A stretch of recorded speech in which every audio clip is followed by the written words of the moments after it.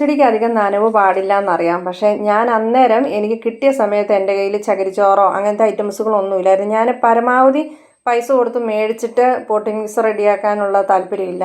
അതായത് എൻ്റെ വ്യൂവേഴ്സിനെല്ലാം അധികം പൈസ ചിലവില്ലാതെ നമുക്ക് സാധാരണ വീട്ടമ്മമാർക്ക് എങ്ങനെ റെഡിയാക്കി എടുക്കാമെന്നുള്ള രീതിയിലുള്ള കൃഷി രീതിയാണ് എൻ്റേത്.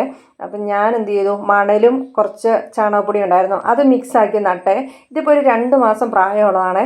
പക്ഷേ ഇതിന് എന്നാ പറ്റിയെന്നറിയോ, ഇത് കണ്ടാൽ കുഴപ്പമൊന്നുമില്ല.